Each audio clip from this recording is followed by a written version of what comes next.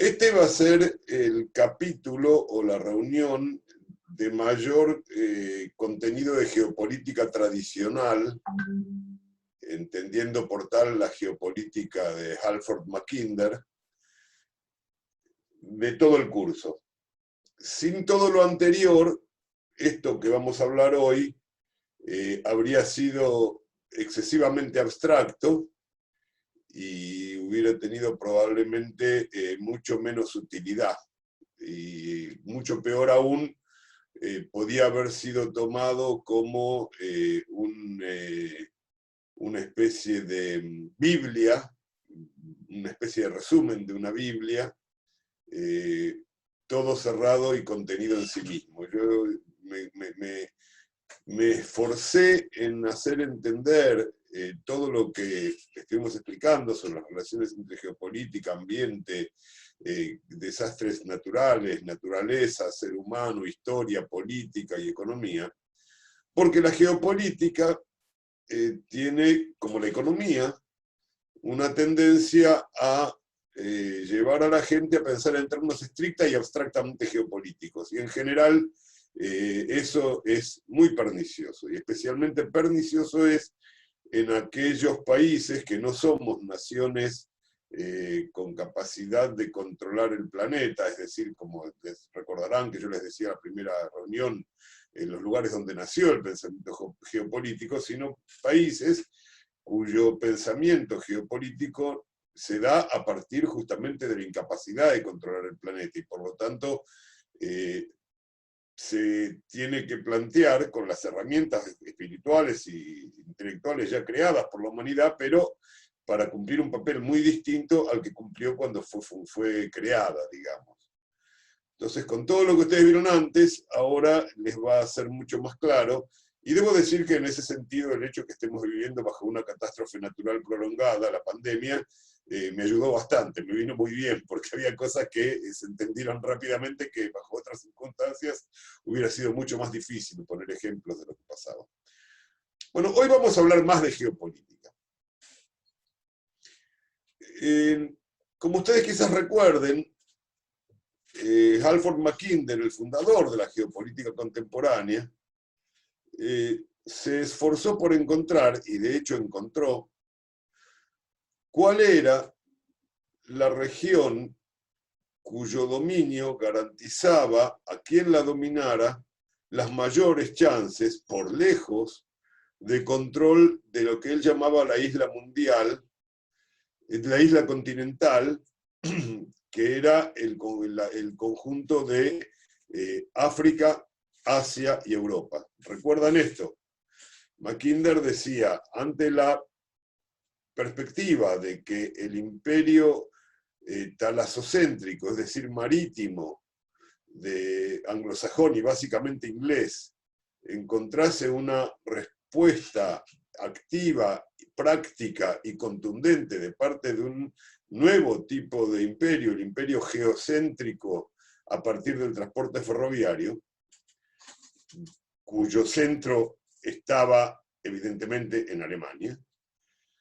Frente a esta perspectiva, lo que se preguntó Mackinder es, bueno, está bien, no podemos poner millones y millones de soldados británicos en todo Eurasia y en toda África, tenemos que ver dónde tendríamos que concentrar nuestros esfuerzos y dónde diplomáticamente, o por el uso de las armas, si no hay más remedio, o por medio de ejércitos mercenarios o de ejércitos cipayos de países a los cuales tenemos sometidos como semicolonias, nuestro control sea el determinante del control del conjunto.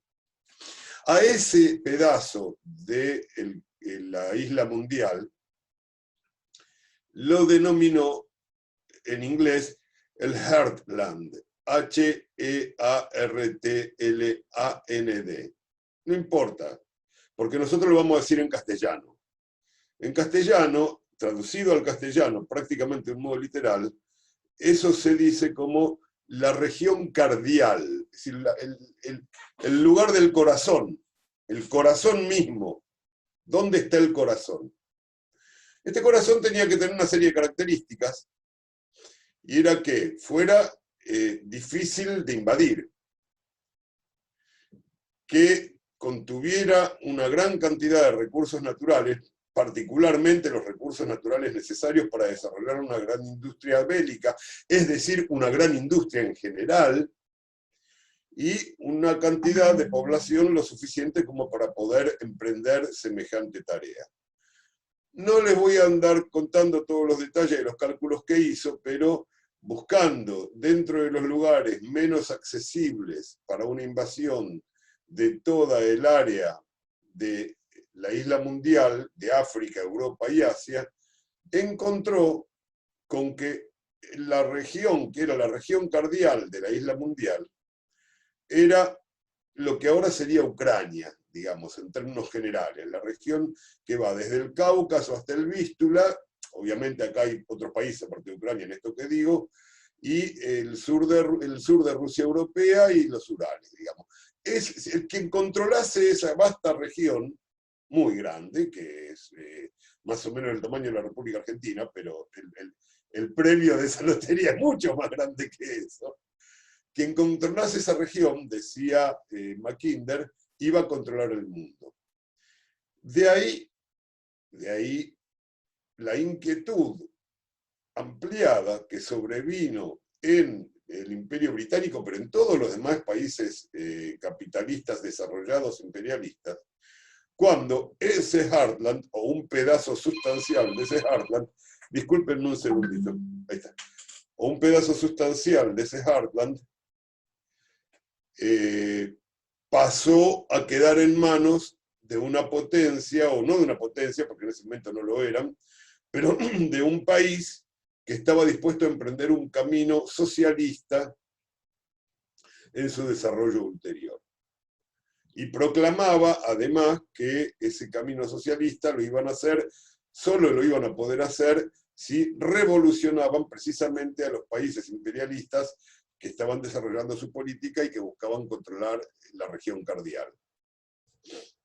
Eso pasó en 1917, en plena Primera Guerra Mundial, e indudablemente ese hecho fue una de las tantas razones por las cuales los contendientes de la Primera Guerra Mundial determinaron llegar a un final de una buena vez rápidamente, porque había que encarar a ese otro enemigo que había surgido y que se había apoderado de la región cardial. O sea, la Revolución Rusa tuvo también una consecuencia geopolítica. Yo no sé cuánto tiempo realmente hubiera durado, y nadie puede, porque además hacer historia contrafáctica es estúpido, pero es muy probable que la Primera Guerra Mundial hubiera continuado mucho más que un año después de la Revolución Rusa, si la Revolución Rusa no hubiera virado hacia un socialismo internacionalista como el que representaron los bolcheviques. Si la Revolución Rusa se hubiera quedado en la etapa de la Revolución Democrático-Burguesa de febrero, con un partido socialdemócrata de izquierda, al estilo de Olof Palme, digamos, en el poder dentro de la República Rusa de 1917 de febrero, es probable que la guerra hubiera durado mucho más. Es probable que la guerra hubiera durado mucho más. Puede haber durado mucho más. No pasó, y a partir de ahí empezó el siglo XX. Lo que decía Hobsbawm, el siglo XX corto, empezó en 1917, efectivamente, entre otros motivos por esta razón geopolítica. Ahora, nosotros no estamos ni en África, ni en Asia, ni en Europa. No solamente no estamos ahí, sino que además tampoco estamos ni siquiera en América del Norte, que forma parte de alguna manera del orbe global, donde se dirimen las grandes contradicciones entre el capital y el trabajo, y entre la burguesía imperialista y la clase trabajadora de los países imperialistas. Es decir, estamos, para decirlo claramente, en las antípodas del centro del planeta. En las antípodas del centro del planeta. Todo nos queda lejos. O sea, no les es simple a las potencias imperialistas controlarnos, pero mucho más difícil nos es a nosotros atacar a las potencias imperialistas que nos oprimen. Más allá de toda consideración de diferencia en la relación de fuerza, estoy hablando, como ustedes ven, de pura distancia geográfica en el planeta. Ustedes tienen una idea de cómo es el globo terráqueo, así que Si tienen por ahí el Google Earth, pueden ver, digamos, tratar de centrar la visión del planeta en América del Sur y en el Río de la Plata, y van a descubrir que estamos lejos de todo, muy lejos de todo. Salvo de la Antártida, de eso vamos a hablar más adelante. Hoy estamos hablando de la especificidad argentina en América Latina. Ustedes dirán, bueno, pero la parte norte de América Latina es colindante con los Estados Unidos de América del Norte, hoy en día el corazón del occidente imperialista.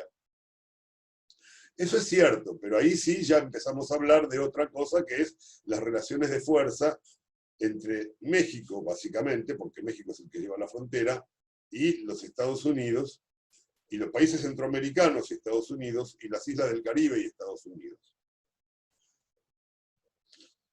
Por sí solas no pueden hacer nada contra semejante gigante. Esto está claro. Por lo tanto, cualquier consideración defensiva geopolítica del mundo latinoamericano, incluido el Caribe y México, o sea, Mesoamérica y el Caribe, y América Central, que son una clave fundamental para nosotros, aclaro, tiene que partir por el lado de unificar el sur, que es el área más inaccesible a cualquier operación de ocupación física real. Y por lo tanto, es un teatro de operaciones crucial para todas las formas de dominación geopolítica, diplomáticas y de operaciones secretas y de intervención en los asuntos internos de nuestros estados por parte de los estados imperialistas y en particular por el hegemón fundamental. Estados Unidos puede derrocar todos los gobiernos que quiera de América Central, por así decir, digámoslo brutalmente. Puede llegar a imponerle décadas y décadas y décadas de neoliberalismo a México. Pero no puede estar tranquilo si en Sudamérica no hay también una hegemonía equivalente que no puede lograr por los mismos medios que en el Caribe o en Mesoamérica, como es México. Vamos a empezar a usar los nombres exactos de las partes que constituyen nuestra región, digamos. Acá tiene que actuar de otra manera. De ahí la importancia, pero crucial, que ya la habían descubierto los ingleses antes que los yanquis, hasta que los yanquis se dieron cuenta, pasaron muchas décadas, de la penetración ideológica y política y la correspondencia, aunque no necesariamente igualdad o complementariedad de intereses entre las grandes potencias, y en particular Estados Unidos, y las clases dominantes que garantizan el sometimiento colonial de los países del Cono Sur y de América del Sur en general. Pero básicamente del Cono Sur. El secreto de la dominación de América del Sur, y por lo tanto de la dominación de toda América Latina y la Antártida, está en el Cono Sur, donde estamos nosotros. Bueno, lo primero que una geopolítica de nuestro lado tiene que afirmar es que si ahí está el secreto de la dominación, también ahí está el secreto de la liberación.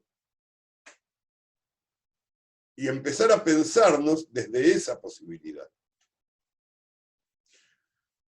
Lo primero que tenemos que ver es qué somos los latinoamericanos, desde el punto de vista geográfico más crudo. O sea, ¿qué adjetivos nos definen?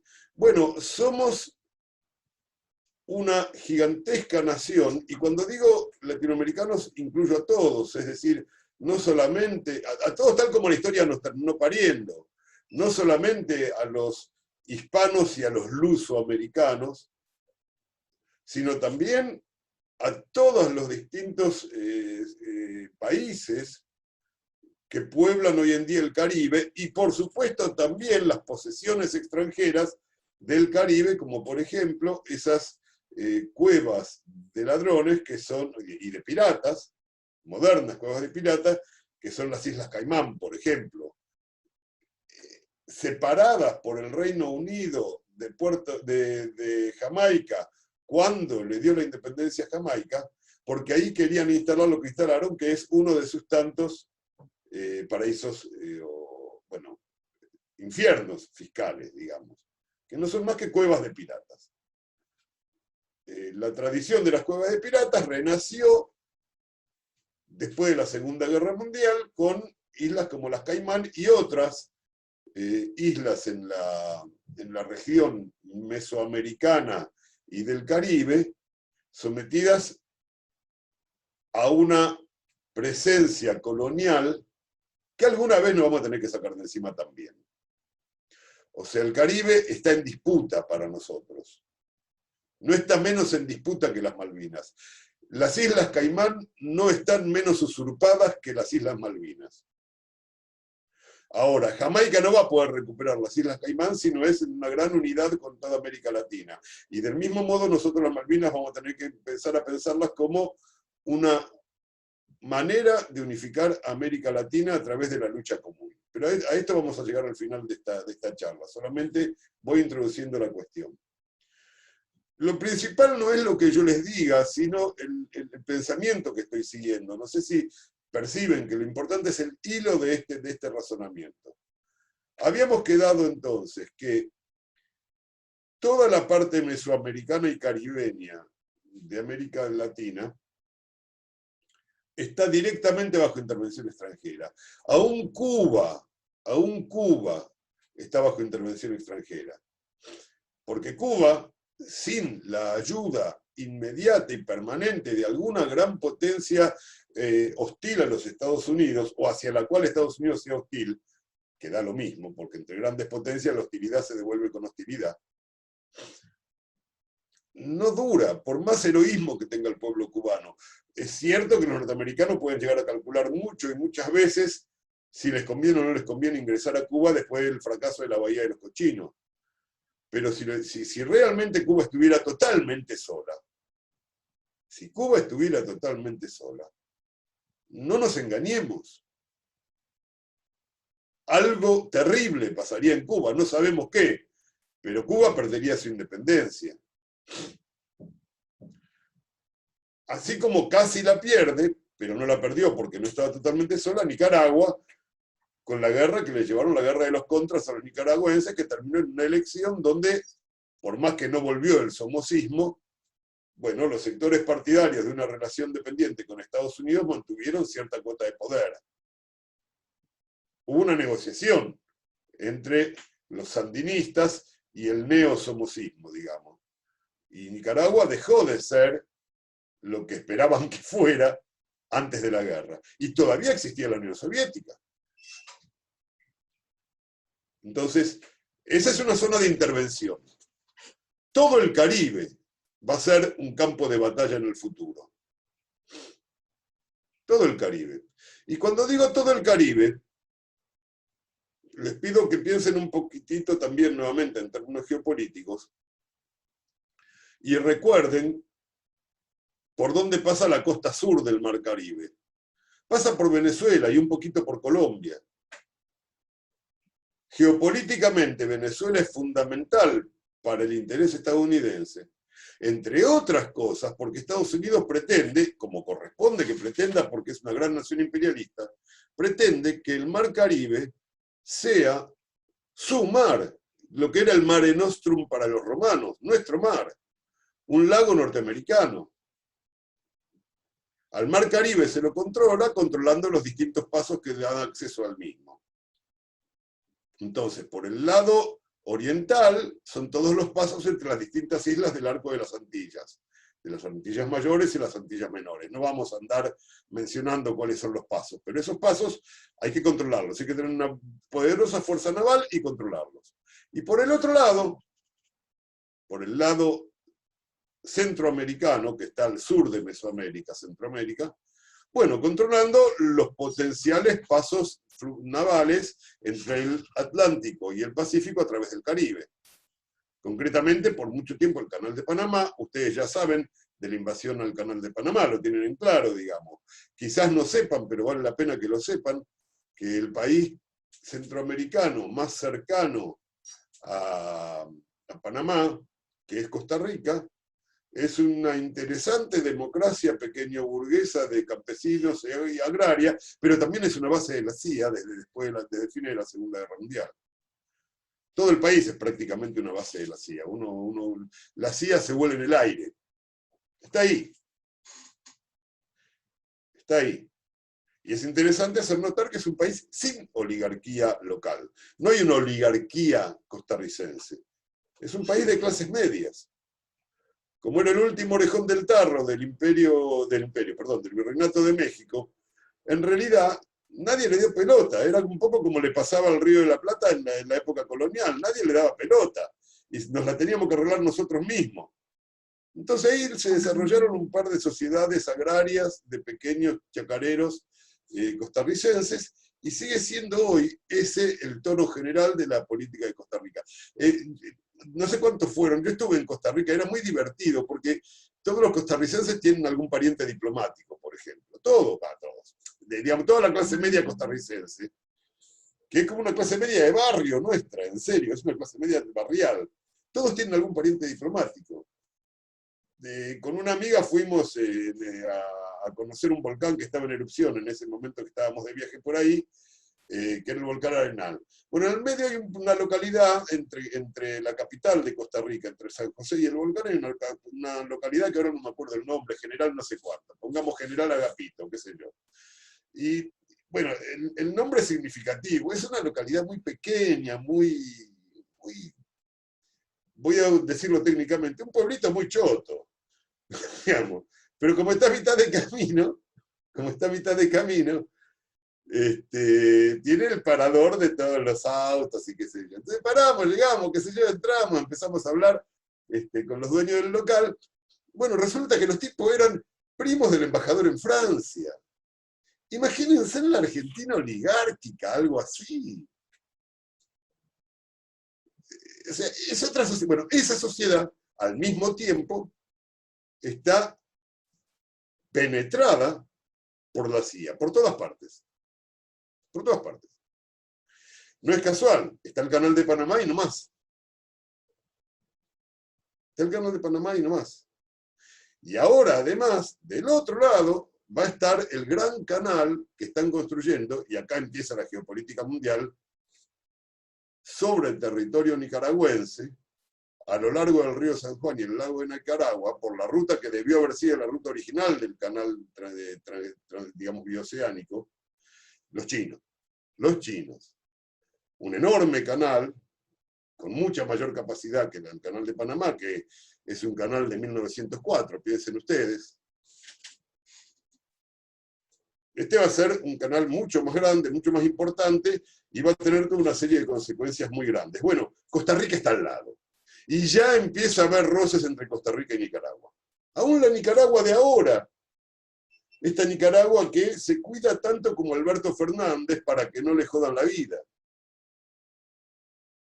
Ella no es la Nicaragua revolucionaria sandinista, y por todos lados circulan gente hablando mal de los sandinistas, porque en el poder se han aburguesado, y sí, está bien, pero resulta que están construyendo un canal alternativo al canal de Panamá, para disfrutar ellos, en sociedad con la China, de la renta que significa la localización del país de Nicaragua entre los dos océanos sobre una de las rutas alternativas al canal de Panamá. Entonces Costa Rica se va a ir transformando lentamente en un polvorín, o en todo caso en una Santa Bárbara.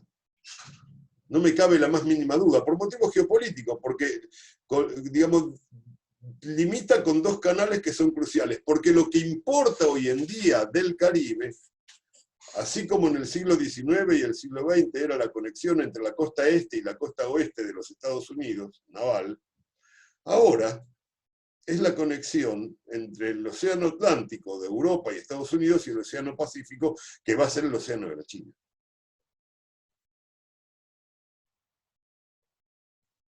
Entonces, de pronto, ahí se suma otro problema más. Ahí nos penetra en nuestra geopolítica en el Caribe la disputa entre Estados Unidos y China, nada menos. También ahí pelean, y pelean mucho mal. El equivalente del Caribe chino, que es el mar del sur de la China, que siempre fue un mar chino, digamos, hoy en día es un ámbito de profunda confrontación geopolítica entre la China y los Estados Unidos. De esto ya les he hablado en otra reunión, ¿se acuerdan que hablé del tema? Bueno, por los mismos motivos que lo que está sucediendo ahora en nuestro Caribe, además de todos los demás motivos. Los demás motivos incluyen, por ejemplo, la creación de las repúblicas bananeras. La palabra república bananera, el término, el giro república bananera, fue inventado por un periodista y cuentista estadounidense muy al gusto de las clases medias imperialistas de la Nueva York de fines del siglo XIX, principios del siglo XX, que firmaba O. Henry, la letra O. Enrique Henry, que es el tipo que inventó el final feliz. Y para hablar de Honduras, sin hablar de Honduras, dijo la República de las Bananas. Porque Honduras era exactamente eso. Tenía la desgracia de que la zona donde se puede producir banana, en gran escala, era la más cercana por vía marítima a los Estados Unidos. Era la zona de San Pedro Sula. Todavía hoy hay entre San Pedro Sula y Tegucigalpa enorme cantidad de problemas. O sea, la United Fruit, famosa, nace en Honduras, país del cual poca gente sabe. Y no por casualidad, la ola de contrarrevoluciones que culminó con lo de Bolsonaro, empezó en Honduras, con lo de Zelaya. No por casualidad. Entonces, toda la zona del Caribe y de América Central, no vamos a hablar de la invasión a la pobre isla de Grenada, por Dios, que fue una especie de morfina que tomaron los yanquis para curarse de la herida que significó la Bahía de Cochinos. Le cayeron, pero con todo, a una isla no mucho más grande que una isla del Delta, una isla que las islas de la Chihuahua, les juro que no es mucho más grande, es más chiquita en realidad. Pero le cayeron con alma y vida, porque en algún lugar tenían que desquitarse con la seguridad de ganar 100%. O sea, esa región no es una región que podamos decir que ahí va a estar albergada nuestra región cardial. Definitivamente en el Caribe no es. El Caribe es área de combate, es territorio en disputa, es frontera imperial. Y también es nuestra frontera con el imperio. Pero para poder pelear hay que fortalecerse. Entonces admitamos que el Caribe no es un buen lugar donde empezar a plantear la búsqueda de la región cardial de la nación latinoamericana. ¿Sí? Nos queda América del Sur, en realidad, y la Antártida. Bueno, la Antártida por motivos, bueno, y, y también, por supuesto, las islas del Océano Sur, del Atlántico Sur, que no por casualidad también están usurpadas. De esto vamos a hablar más adelante. Pero bueno, miremos un poquito, imaginemos mentalmente el mapa de la Antártida y Sudamérica. Olvidémonos, por ahora, en un momento de reconstrucción, que quiero abrir un paréntesis. No se dejen llevar por la inmediatez. Nosotros no sabemos qué va a pasar en Ecuador, no sabemos qué va a pasar en Bolivia, no sabemos qué va a pasar en Colombia. El uribismo ha sido derrotado políticamente en Colombia. Ni siquiera estamos seguros de saber qué es lo que va a pasar en Brasil, y desde ya no sabemos qué es lo que va a pasar en Chile, aunque algo podemos adivinar. Va a haber reforma constitucional, y no va a ser fácil que la reforma se quede en los límites que le había dado el Pinochet. Así que no se dejen engañar por el actual aislamiento de la Argentina. Tenemos que pensar geopolíticamente, que es poniendo en un costado, no olvidando, pero poniendo en un costado la coyuntura inmediata. Tenemos que pensar en términos más de largo y mediano plazo. ¿Está bien? Entonces, está claro que si en algún lugar está la región cardial, es al sur del área caribeña. En algún lugar al sur.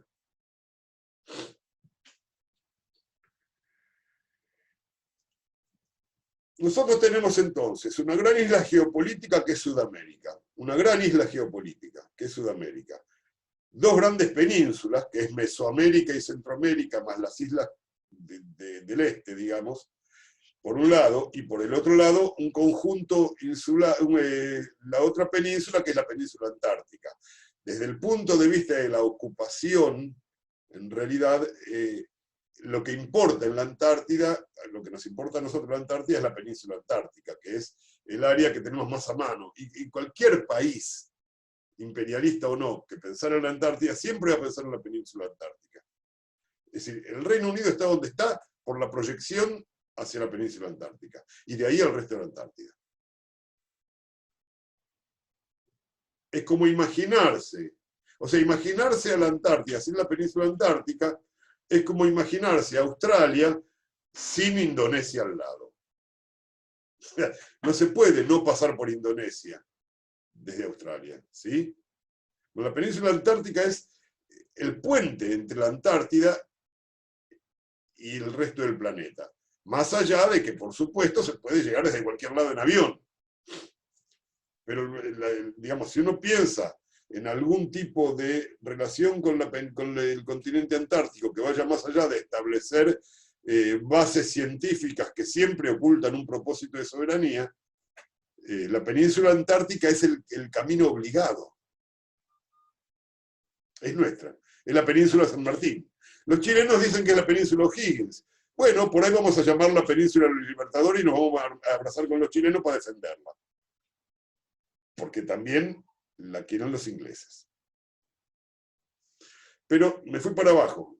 Lo que también está claro es que por ahora no podemos pensar tampoco en ningún tipo de región cardial por el lado de la Antártida. Tampoco podemos pensarla, tampoco la vamos a encontrar en el extremo sur del cono sur.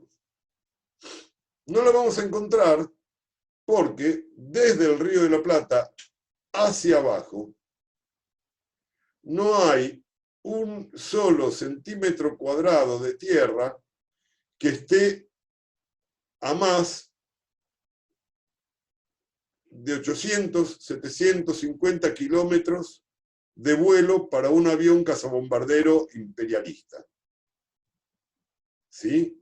Desde el Pacífico o desde el Atlántico, si sufrimos un ataque, si no estamos en condiciones de repeler un ataque en los océanos, digamos que todo lo que está, incluyendo Buenos Aires, ¿sí? Donde estoy yo, y no sé todos ustedes dónde andan, pero todo lo que está desde Buenos Aires y Santiago de Chile hacia abajo, seguro que ahí tampoco está la región cardial. O sea, no está el lugar que nos da la fuerza de unidad posible.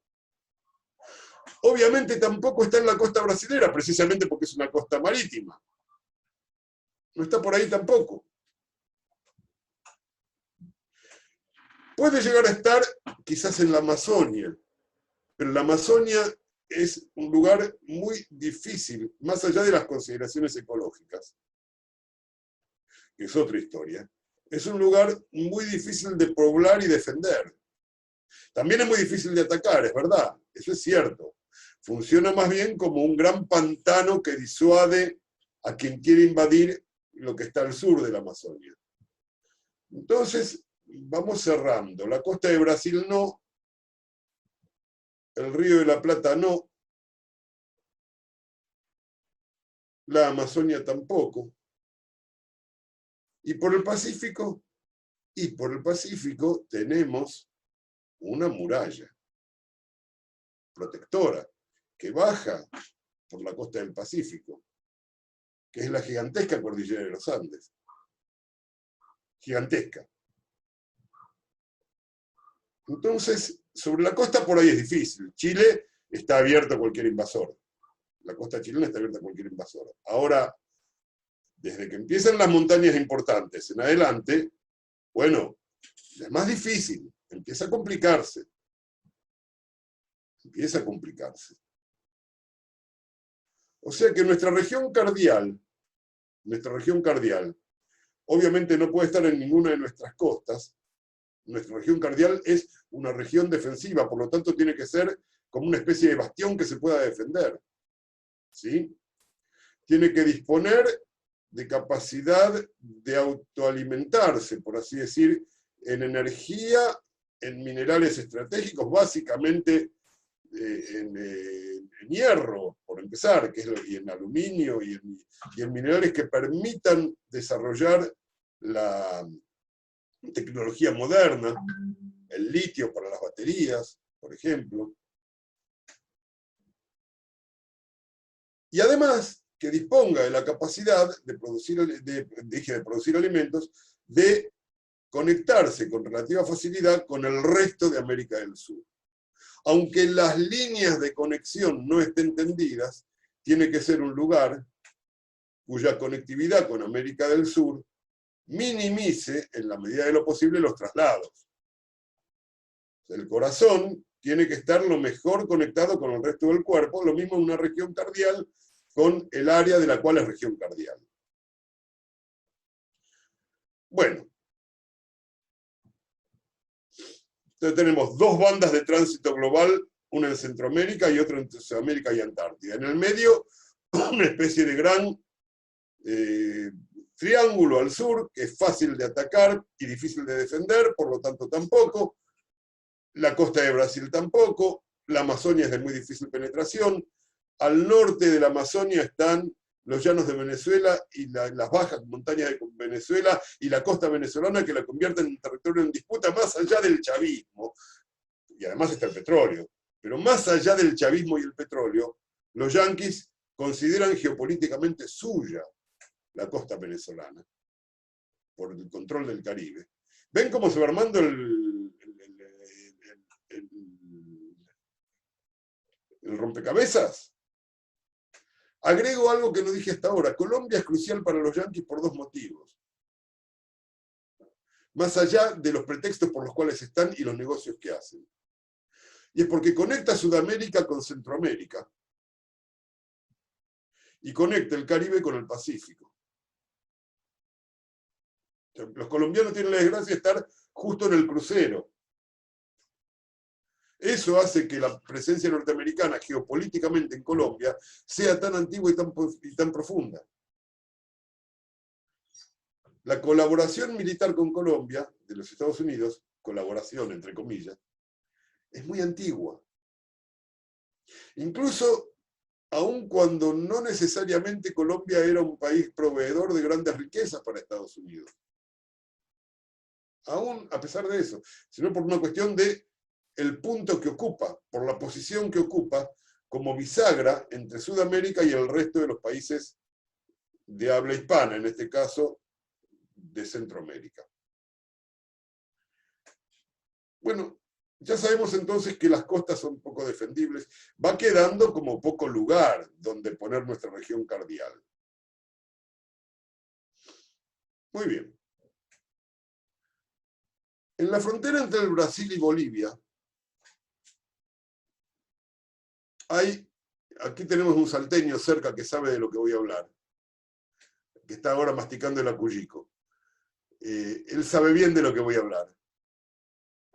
Están los yacimientos de hierro más grandes de América del Sur. Los yacimientos del Mutún en el lado boliviano y de Urucum en el lado brasileño.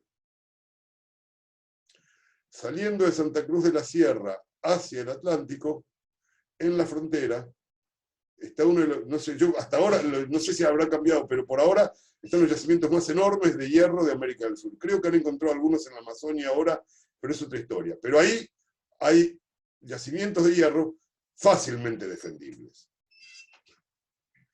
Al sur de esos yacimientos de hierro hay una zona subtropical que no tiene, por supuesto, la capacidad productiva de la región pampeana, pero que sí se puede aprovechar y acomodar adecuadamente para poder producir alimentos para la población residente.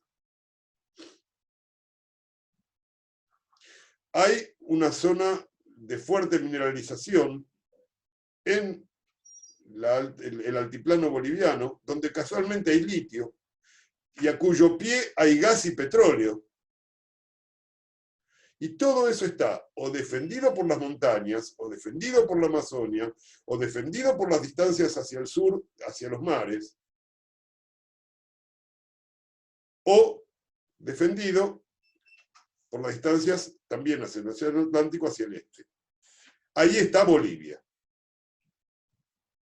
Bueno, el oriente boliviano es nuestra región cardial. Nuestra región cardial se ubica exactamente ahí. De todo el territorio sudamericano, el territorio que se encuentra al oeste de los Andes, perdón, al este de los Andes.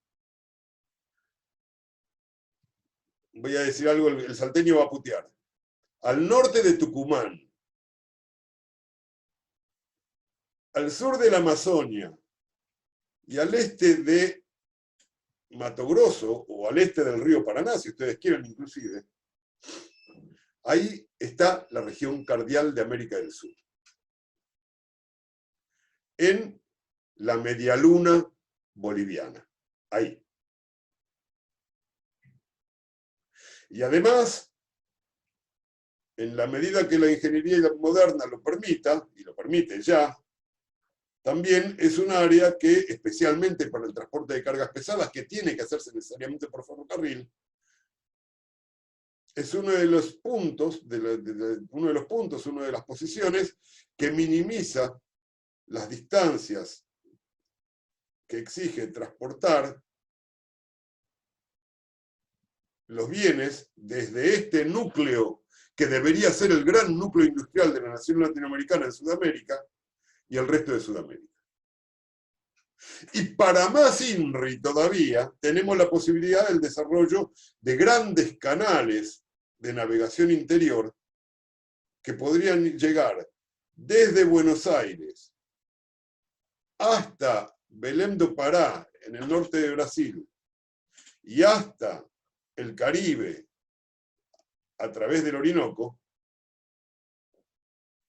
transportando, nuevamente, obviamente estoy pensando en transporte de mercaderías, ¿sí? Estoy transportando cosas pesadas que no necesitan ir muy rápido, pero que no cuesta mucho desarrollar toda esta red de canales interiores, que son una de las claves del transporte pesado de cargas en gran escala. Todo eso confluye sobre el oriente boliviano. De casualidad, pero confluye.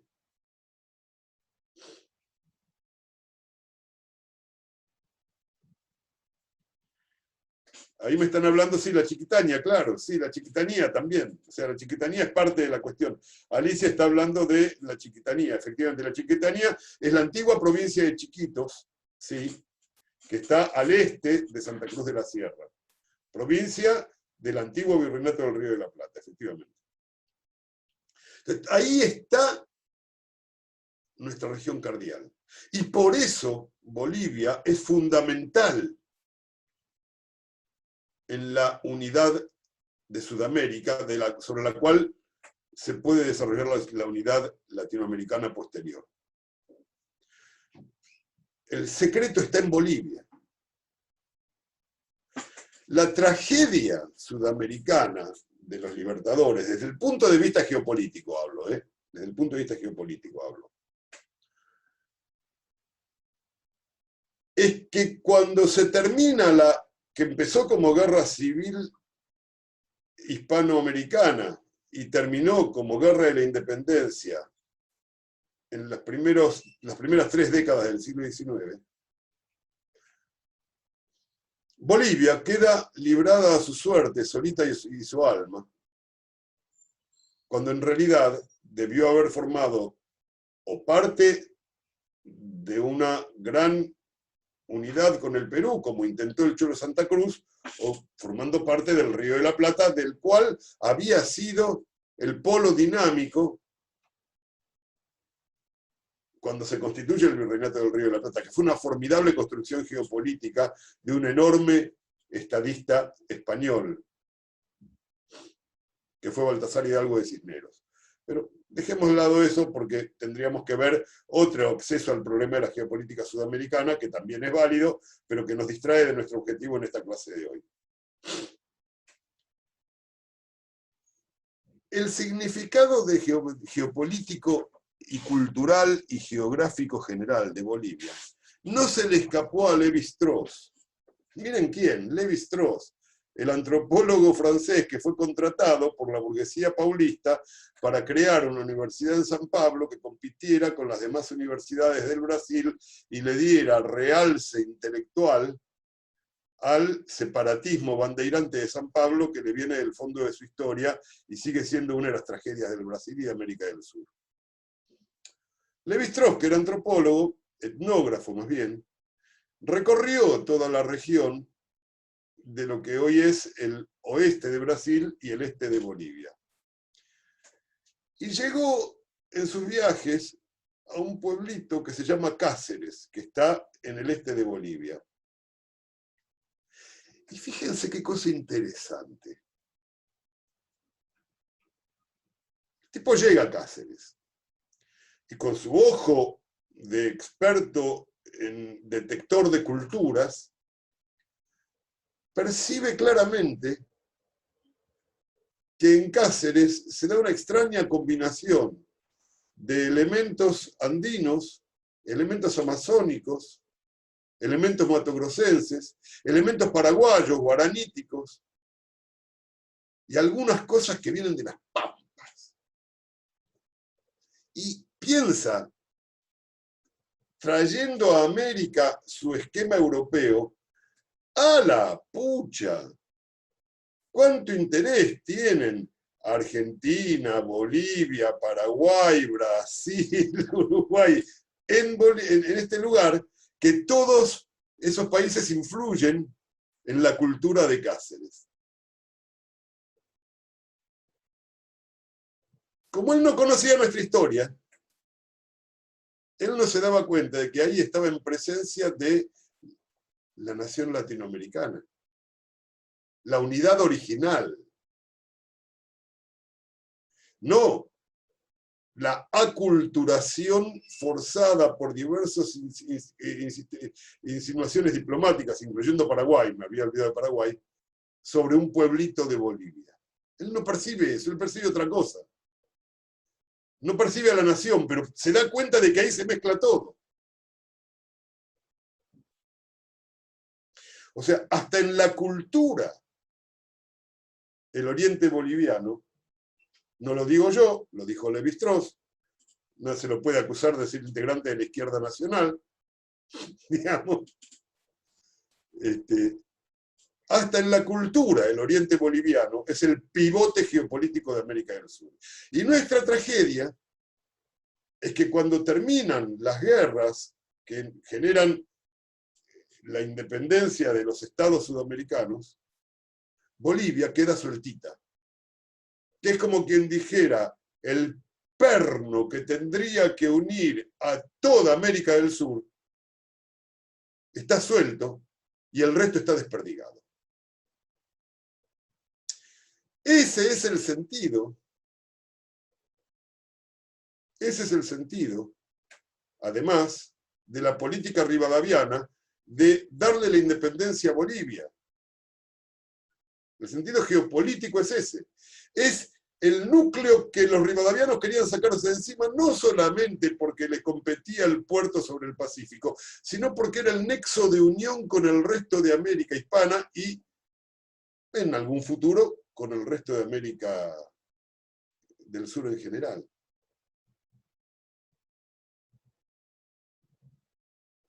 ¡Apa! ¡Apa! Y vieron que cuando yo dije Bolivia, la hago empezar en el límite entre Tucumán y Salta, no sé si escucharon bien. Porque no se trata del país, sino de la región.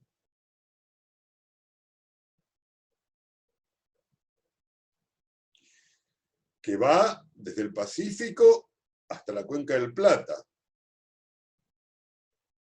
Y desde la Conquija hasta la Amazonia.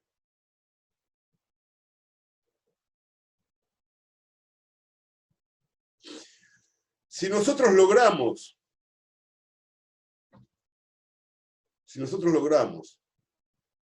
industrializar el noroeste argentino, no por casualidad Perón pone los altos hornos en Zapla.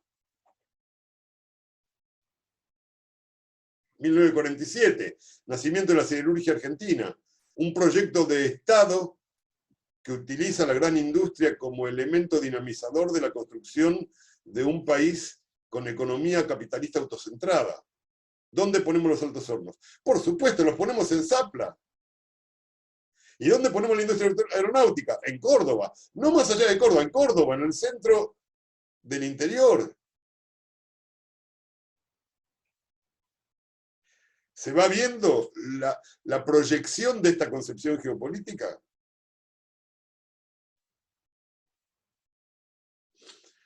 Es por eso, precisamente, que la pobre Bolivia, el perno suelto de la gran unidad, el dispositivo unificador, el perno, digamos, sí, el perno, el objeto de nuestros desvelos, que tendría que ser, como lo era Ucrania para el zar, es el país más castigado de América del Sur. Porque en la medida que Bolivia se encierra en sí misma, América del Sur se descoyunta inexorablemente y carece de capacidad de defenderse de cualquier ataque exterior en serio.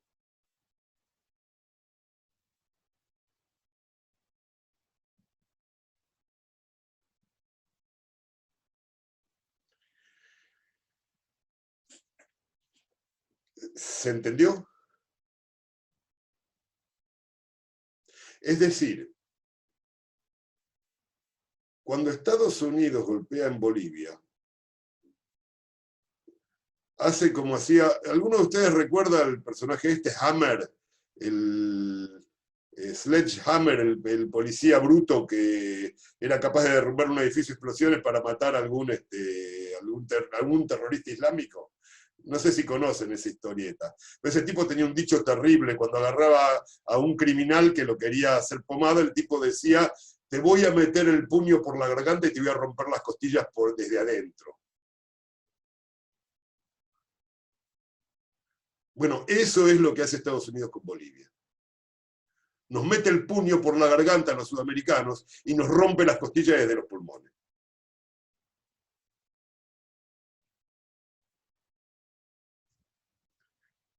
Piensen, para ver la importancia geopolítica del área boliviana, del área altoperuana, si ustedes quieren, para ser más benévolos con el compañero José María Cavalieri, que está ahí escuchando atentamente como boliviano adoptivo que es.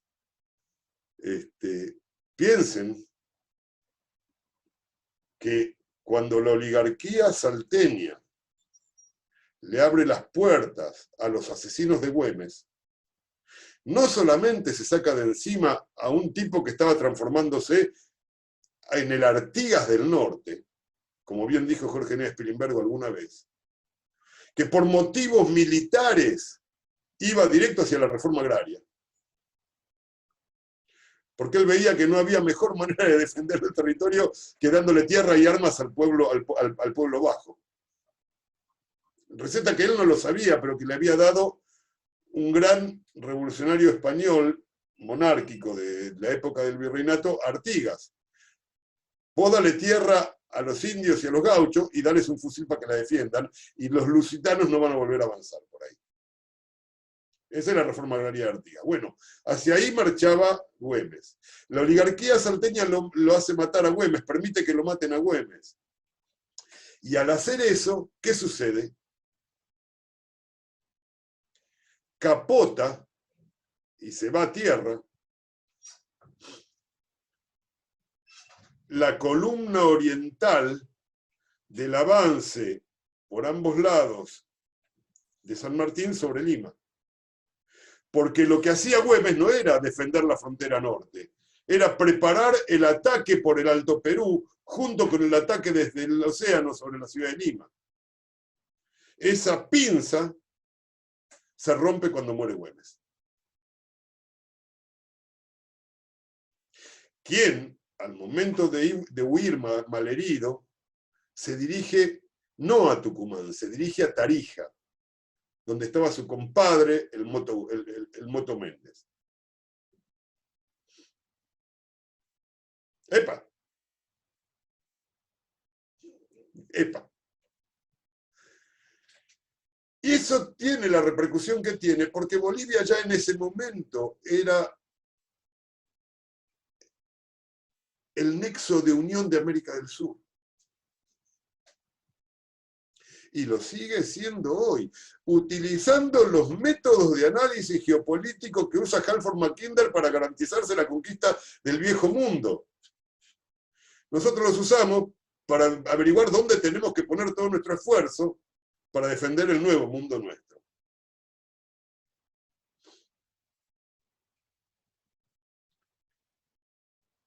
Como si nos faltaran problemas a los argentinos. Tenemos además otro, que es el hecho de que, si bien ahora el paso bioceánico austral está bastante devaluado, y la construcción del canal de los chinos y los nicaragüenses por el río San Juan lo va a mantener devaluado, sigue siendo el único paso bioceánico natural, de grandes dimensiones, por más dificultades que presente para la navegación por embarcaciones pequeñas o medianas, sigue siendo el único paso natural. Acá nos están viendo desde Ushuaia, el compañero Hugo Santos ahí está viéndonos desde Ushuaia, al borde del paso interoceánico. Ushuaia, que está saludando ahí, Ushuaia debería ser, y va a ser, alguna vez, junto con Punta Arenas, la gran metrópoli del paso interoceánico entre el Pacífico y el Atlántico. Me falta mucho para eso. Por ahora podemos seguir disfrutando del Cerro Castor y esas cosas, pero alguna vez puede llegar a ser eso. No hay ninguna razón para que no lo sea. Un gran centro de aprovisionamiento y hasta de industria naval. O por lo menos de electrónica naval, ya que tenemos la fábrica de electrónica. Pero eso es música del futuro. Lo que sí está claro es que ahí tenemos un problema. Porque estas tonterías que yo acabo de decir, tonterías porque por ahora no se ve cómo llegar a ella, también la están craneando todo el tiempo, desde hace por lo menos, desde hace casi 200 años, en el Reino Unido, en el almirantazgo en Londres, desde que tomaron las Malvinas. Los ingleses están en las Malvinas desde antes que se conociera la Antártida, pero ya se conocía el Estrecho de Magallanes. Entonces, la presencia británica en las Malvinas es el control británico de Magallanes, del paso interoceánico. Otra vez. O sea, los inventores de la geopolítica, que la actuaron antes de pensarla, no están en las Malvinas por la riqueza ictícola, petrolera, todo eso es para los giles. De última servirá para darle una independencia ficticia a un país ficticio con capital en Puerto Stanley a partir de la depredación de los mares del Atlántico Sur. Pero no es por eso que están ahí. La gigantesca base de Monte Agradable, de Bahía Agradable, creo, no me acuerdo de Bahía o Monte. La gigantesca base es una base de la OTAN. No es una base británica, es la OTAN. Es la guerra de la OTAN contra América del Sur. Y por el control de los océanos, además.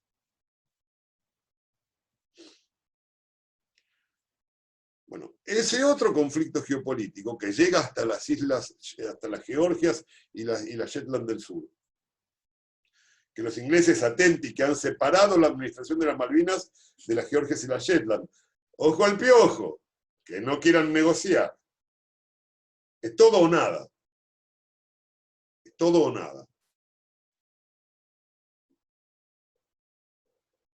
Ahí no hay un milímetro que retroceder. Nos cueste lo que cueste y el tiempo que tengamos que tener, no hay un milímetro que retroceder. Porque el arco insular de las Shetland es el límite de nuestra presencia antártica. Por eso no se puede retroceder.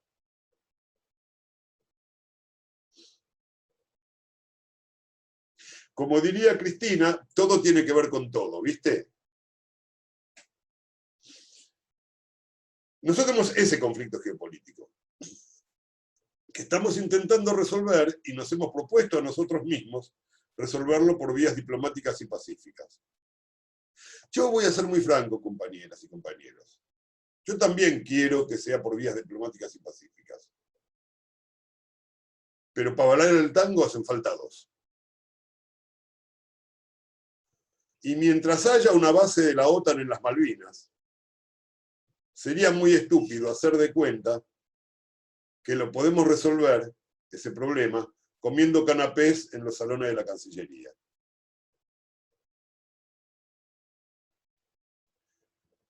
Nosotros tenemos que pensar, no en atacar las Malvinas, no, eso no. Somos garantía de paz, no de guerra en el sur nosotros. Pero sí en tener fuerzas disuasivas e instalaciones de defensa electrónica que estamos en condiciones de construir, porque INVAP lo puede hacer, para vigilar todo el Atlántico Sur, desde nuestras costas. Tenemos urgencias más grandes ahora, pero les cuento que técnicamente la Argentina hoy está en condiciones de hacer lo que ha hecho Australia con toda su costa norte, que es instalar unos radares espectaculares, muy difíciles y caros, pero podemos hacerlo, técnicamente podemos. De veras podemos.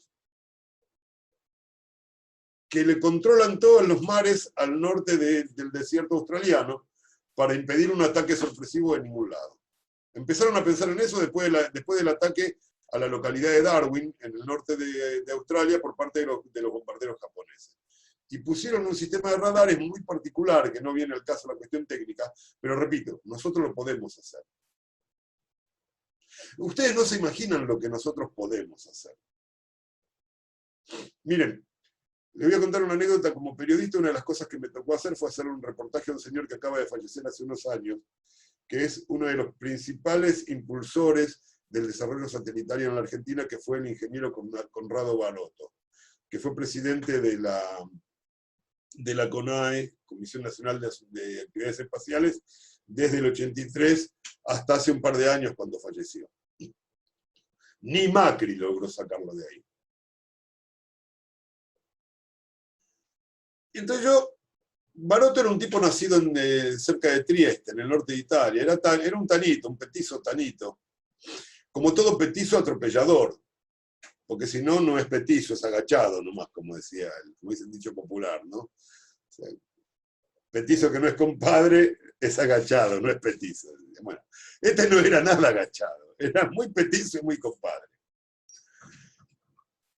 Y bueno, como yo le conocía esa característica, empiezo el reportaje tratando de hacer una broma boluda para hacerlo reír de mí, para que se ría de mí. Y le digo, ingeniero, ¿podemos poner gente en la luna? Y este tanito compadre me mira y no se ríe. Y lo único que me dice es, deme la plata. Podemos. ¿Acaso San Martín no cruzó los Andes? Esa fue la respuesta del italianito, que era más patriota que muchos argentinos de hoy que siguen lamentando que Beresford haya tenido que ir. Y el rey también, por supuesto, querido rey. Técnicamente la Argentina está en condiciones de volver muy problemática la ocupación y usurpación de las Malvinas por parte del Reino Unido. Y empezar a generar un conflicto geopolítico de importancia en un lugar donde hasta ahora no está pasando nada en ese sentido. Ahora, ¿nos conviene o no nos conviene? Eso lo podemos discutir, si nos conviene o no, es una decisión táctica. Lo que sí es verdad es que no vamos a poder garantizar la recuperación de nuestros territorios australes, incluyendo la Antártida, solitos con nuestra alma. Otro argentino que tuve el gusto de conocer y el honor de conocer, que fue el general Leal. El general Leal, si fuera danés o noruego, tendría seguramente un monumento en Estocolmo o en Copenhague. Es el argentino que llegó al polo.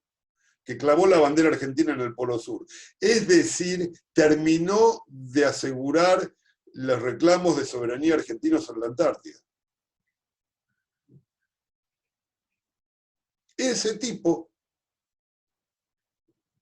una vez que fui a pedir un artículo para otra publicación, me explicó su teoría de que la Argentina tenía que renunciar a la soberanía de Malvinas. Entonces yo lo miro. Es un salteño pícaro. Entonces me dice, tiene que renunciar y ofrecerle a toda América Latina las Malvinas como territorio latinoamericano común. Porque solo unidos al resto de América Latina podemos recuperarlas en serio sin ningún problema futuro. Como buen pícaro me guiñó el ojo y me dijo, y además vamos a extender los límites hacia el este del territorio antártico sudamericano hasta donde dé la proyección de la costa marítima del Brasil, ya que estamos. Porque así es como se delimitan los sectores antárticos. Según el extremo oriental y occidental del país que reclama soberanía. Hay algunos que no, como los de Noruega y otros países, pero bueno, se van a tener que ir. Eso tiene que ver con la penetración del continente por expediciones, bueno, algo le vamos a, algún arreglo vamos a llegar. Pero el cuadrante sudamericano se extiende desde la extensión hasta el polo sur del extremo este de Brasil y la extensión hasta el polo sur del extremo oeste del Ecuador. Es decir, todo se punta desde el Ecuador hacia abajo, que son las Islas Galápagos. Esa es la Antártida sudamericana, me decía Leal. Después negociaremos, pero nosotros tenemos que ofrecerle a todos los países de América Latina la presencia antártica. Eso nos va a garantizar las Malvinas. ¿De dónde? Fíjense cómo ahora sí vamos cerrando el círculo. Y resulta ser que la Mesoamérica, que ahora no podemos incorporar en lo inmediato, salvo por otros caminos, digamos, a la gran nación latinoamericana en reconstrucción, esa Mesoamérica va a terminar siendo un baluarte de todo el cuadrante americano del sur hasta el polo, por la mera aplicación del principio del general Leal de la Antártida americana, que por otra parte, como él me decía, no lo inventamos nosotros, lo inventaron los franceses, los geógrafos franceses hablaban del cuadrante americano de la Antártida. Un cuadrante son 90 grados de longitud, un cuarto del globo terrestre. Leal decía, esto es nuestro, digamos, esto nos corresponde a nosotros. Lo dicen los franceses, como yo decía antes de Lévi-Strauss, bueno, otra vez, los franceses lo dicen, no lo decimos nosotros. Ahora, nada de esto es posible si no convertimos nuestra región cardial en el corazón industrial de América del Sur. Y eso solo lo podemos hacer en una estrecha alianza con Brasil.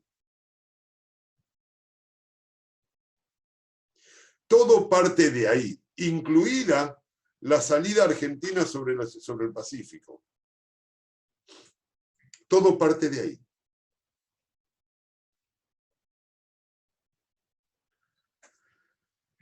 Y es muy importante tener en claro lo de la salida sobre el Pacífico, porque el Pacífico va a ser el océano del siglo XXI. Si quieren, el siglo XXII. Total, hay tiempo. Podemos tirar décadas para adelante. Pero va a ser el océano de la China, o nuestro, según qué es lo que hagamos. Porque los chinos serán muy socialistas, pero se rascan para adentro. Yo ahora les voy a mandar a ustedes una cosa muy abstrusa e insoportable, la próxima vez se lo voy a mandar, de un filósofo chino explicando por qué el socialismo y el nacionalismo chino son la misma cosa. Bueno, son así. Son así. Es lo que están pensando, es lo que piensa Xi Jinping. O sea, el socialismo es el mundo dominado por China. A la manera china, no vamos a ser saqueadores, pero bueno, vamos a discutir con esto con los chinos. Para poder discutir con los chinos también tenemos que dominar nuestra región cardial, que es lo que hizo la China con su propio territorio, y hoy no les voy a contar porque no estoy hablando de la geopolítica interna de China. Pero solamente les doy un dato. No, no les doy un carajo porque me voy a la mierda. Pero digo, eso será para otra oportunidad. Pero ya son las 8:20, esto ha sido complejo, un conjunto de datos importantes, los tenemos que madurar, y quizás sea el momento de, si son tan amables, de hacer las preguntas que quieran, y de aquí a media hora cerramos esto, si están de acuerdo. Les puedo leer un poco lo que los demás compañeros dijeron. Pum, pum, pum, acá está el canal. Bueno, José María, que habló de Orán como corazón del corazón. Efectivamente, el Orán es el corazón de la región cardial, sí, es verdad. Orán Salta, ¿sí? Orán Salta. Bueno, alguien habló de la chiquitanía, sí, muy bien. Pablo y Alicia, sí. José María lo dice de otra manera, dice: Bolivia es la clave de bóveda para la unión de la patria grande. Sí, es realmente así, es realmente así. Bueno, parece que quedaron muy impresionados con lo de Bolivia. Bueno, yo termino acá, cierro. Gracias a Verónica, muchas gracias por el elogio.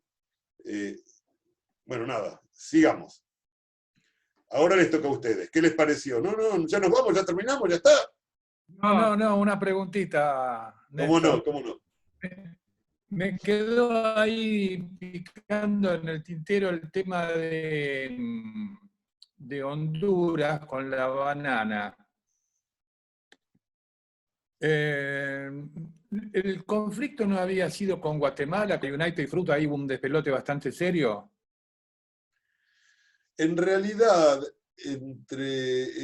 curiosamente, el conflicto entre Guatemala y Honduras, vos en realidad estás hablando de la invasión de Guatemala por la United Fruit en la década del 50. Claro, que ahí lo matan a Arbenz, ¿no? No sé si terminan con el gobierno de Arbenz, no sé si lo matan a Arbenz, no estoy seguro, ¿sí? Pero si vos lo decís, te creo. No. En todo caso, terminan con la experiencia Sí. nacional democrática popular de Guatemala. Pero Guatemala, curiosamente, esto te va a sorprender, algo que vos no sabés, no te lo imaginás. Guatemala tiene mucho que ver con el café aguado de Alemania.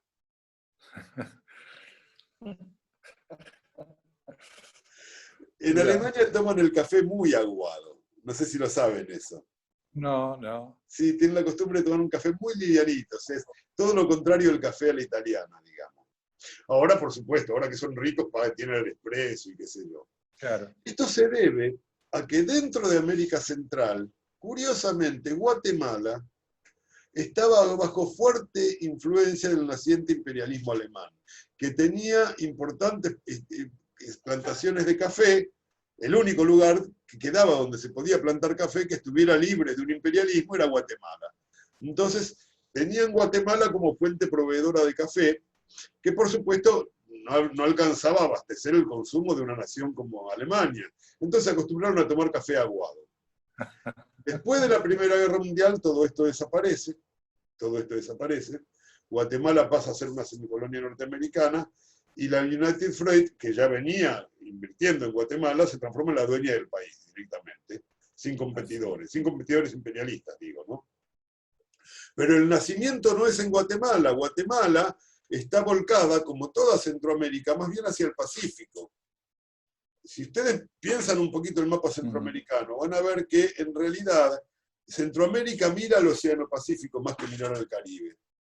Y de hecho, no es casualidad esto, porque lo que sucede es que desde México el camino más directo a Centroamérica por mar es desde Acapulco. Acapulco era para el Imperio Español en el Pacífico mexicano aquello que Tampico era en el Caribe mexicano. Era el puerto donde salían las grandes flotas. Por ejemplo, desde Acapulco se gobernaba las Filipinas, Guam, y las otras islas españolas del Océano Pacífico. Porque iba la nao de Oriente, que se llamaba, en la época de los galeones, siglo XVII, desde Acapulco. O sea, vos querías ir desde Manila hasta Madrid, podías intentar la vuelta por las complicadas aguas del Cabo de Buena Esperanza. Pero era más fácil ir desde Manila hasta Acapulco, de Acapulco a México, de México a Tampico, de Tampico a La Habana y de La Habana a Madrid. Bueno, a Centroamérica, desde México, se llega con más facilidad por el Pacífico que por el Atlántico. Piensen un poco el mapa y se van a dar cuenta rápidamente. Entonces, Centroamérica está volcada sobre el Pacífico. Honduras, en cambio, tiene una zona en el Atlántico, justamente en el lugar donde de hecho, en el Golfo de Honduras, que es el que le dio el nombre al país, porque es una zona de gran profundidad de las aguas, de gran profundidad, corre una falla tectónica justo por ahí. Si ustedes ven en Honduras van a ver que hay una especie de ángulo recto de la costa, ¿no? Ese ángulo recto que hace que hay una rama que va hacia el oeste y otra hacia el norte, hacia el este y otra hacia el norte, ahí hay hay una unión de placas tectónicas bajo el agua, entonces es muy profundo, los puertos son muy buenos.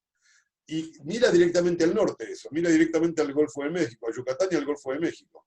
Entonces vos tenés buenas montañas para cultivar café al estilo colombiano, que es el mejor del mundo, porque es el mismo sistema, o las mismas condiciones de suelos, mucho más fértiles aún, que en el lugar donde nace el café, que es en la zona de Etiopía, de Abisinia. El café Moca, desde la provincia de Moca, y Kofi, ¿se acuerdan de Kofi Annan?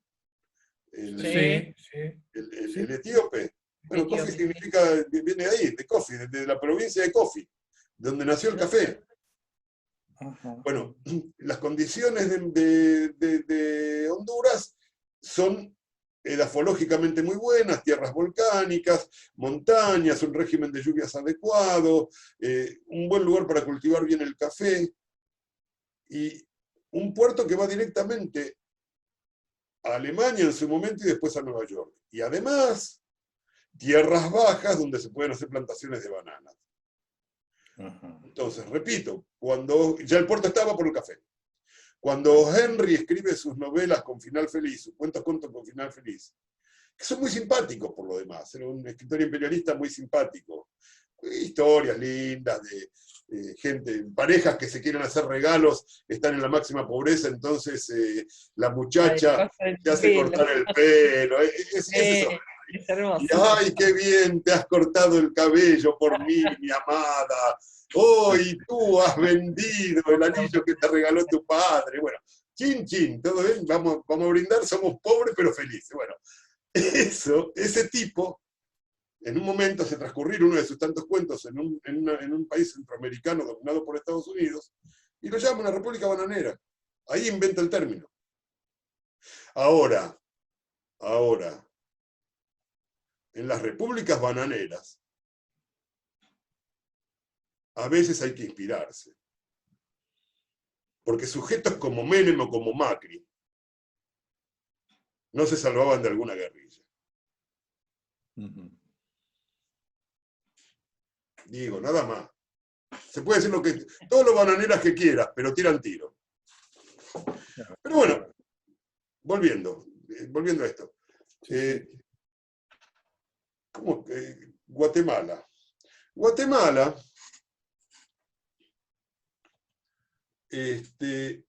entonces, originalmente no era una semicolonia norteamericana fundamental. Lo que pasa es que en Guatemala se establece la United Fruit y después se expande. Y además se expande mucho más después de la creación del canal de Panamá. Claro. Como estaba volcado al Pacífico Guatemala, perdón, de nuevo, en Honduras nace la United Fruit. En Honduras nace, discúlpenme, hacia el Atlántico, hacia Nueva York, hacia la costa este, el gran polo demográfico de Estados Unidos.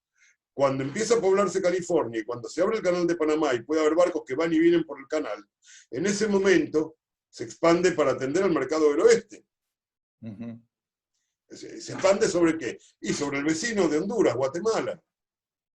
Y ahí empieza. Pero la United Fruit ha llegado a ocupar, digamos, Digo, Ecuador, la banana de marca chiquita, que son esos bananones inmensos, Sí, sí. Ecuador, eso es la United Fruit, que ahora se llama United Brands, pero es lo mismo.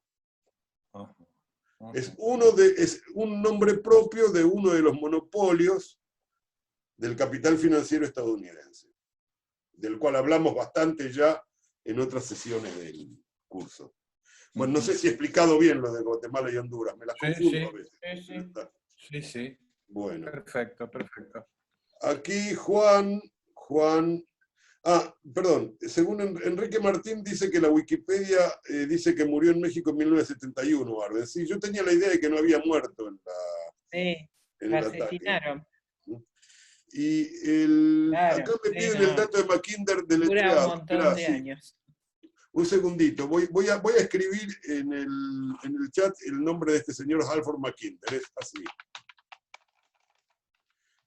Oh, Halford Mackinder. Lo pueden buscar en principio por la Wikipedia, por empezar. Empiecen por ahí. Y acá Juan María nos recuerda que efectivamente un gran patriota latinoamericano a reivindicar es el Mariscal Santa Cruz, que fue injustamente acusado por los rosistas, por los historiadores rosistas como un agente francés. Solo porque Rosas, que en última instancia era de Buenos Aires, le declaró la guerra. Cuando se atrevió a proponer la unión peruano-boliviana. Ahí Rosas se alió con la burguesía de Valparaíso, la burguesía comercial portuaria chilena, para hacerle la guerra al Mariscal Santa Cruz. Pero bueno, eso es otra historia. Tiene que ver con nuestra subdivisión. Pero efectivamente, el Mariscal Santa Cruz, el Cholo Santa Cruz, como le decían, es de los nuestros, es de nuestro bando, es del palo. Sí, así es. ¿Han recibido lo de Mackinder? ¿Algo más? Yo voy a... Sí, Sí. y una cosa que me quedó cuando vos estabas hablando de Bolivia, de Colombia también nombraste, digamos, a nivel geopolítico.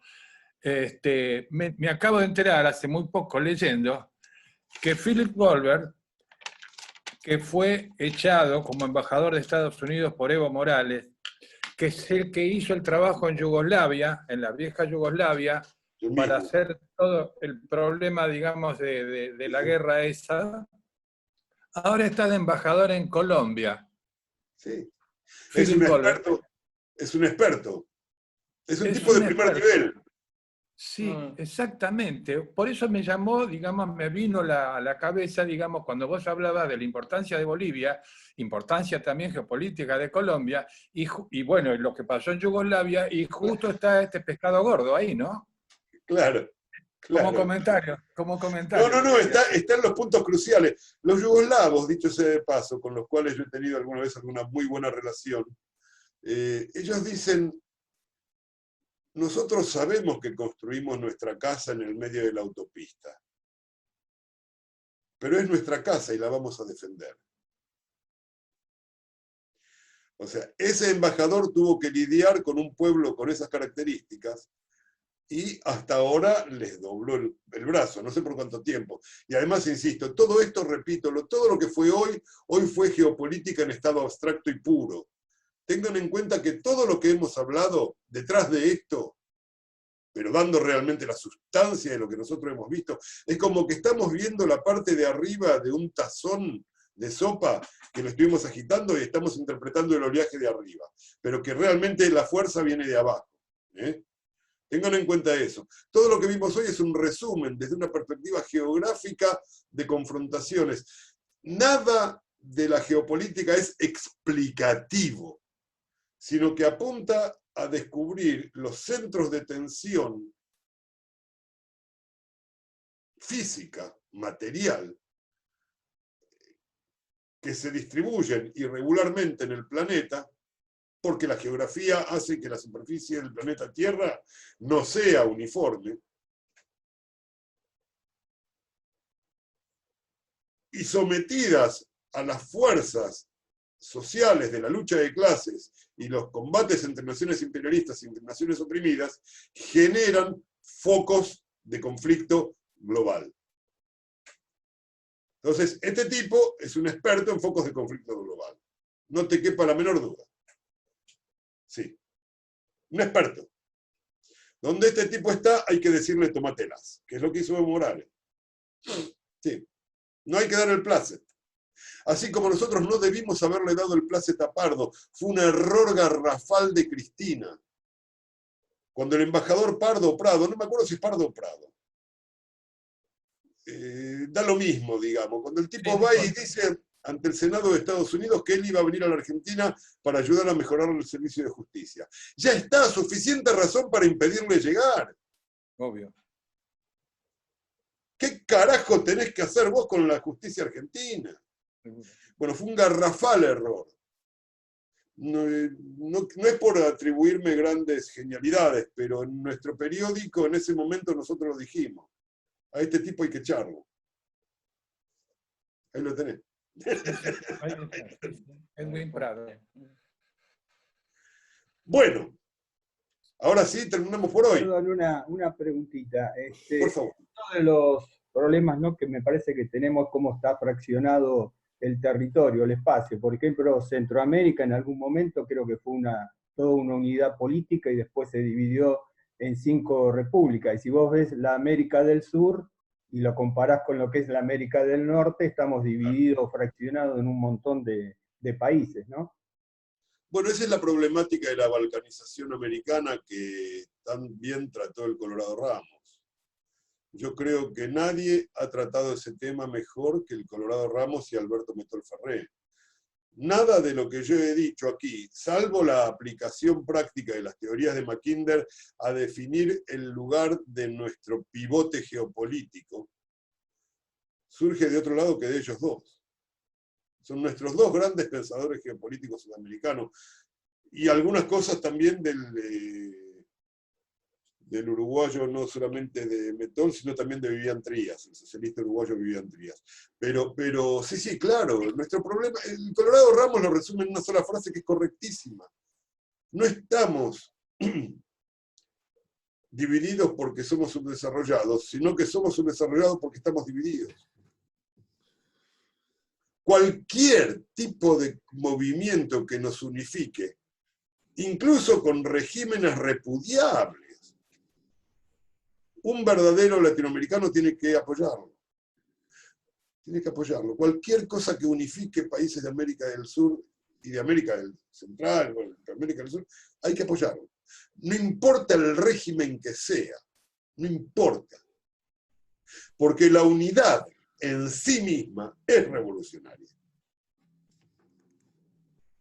Podremos discutir hasta dónde, podremos ver, bueno, pero puede ser, pero es revolucionaria.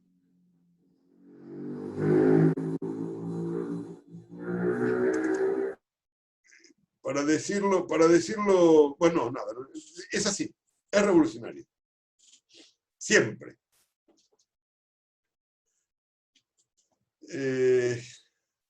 Ahí el material sobre China, ya lo van a ver, lo de China. Yo les aclaro que el material sobre China es un bodoque infernal. No es más que para que ustedes sepan cómo piensan los chinos, nada más que eso. No se pongan a estudiarlo. Pero a mí me interesa que ustedes perciban cómo piensa oficialmente la China, cómo se piensa a sí mismo y su papel en el mundo. Por eso se los voy a dar en la próxima reunión, cuando terminemos de hablar de el último punto que nos queda, que es renta, inversión y conflicto geopolítico después de la epidemia, las apuestas en disputa. ¿Qué es lo que cada uno... O sea, nosotros todos sabemos cómo piensa el mundo occidental. Esa es la teoría del imperialismo, digamos, ya la tenemos. Bueno, ¿cómo piensan los chinos? La próxima vez van a tener un bodoque espantoso, pero que tiene la virtud de que es escrito por los chinos para su propio consumo, traducido al castellano por un servidor, desde el inglés, no desde el chino. Pero lo van a tener.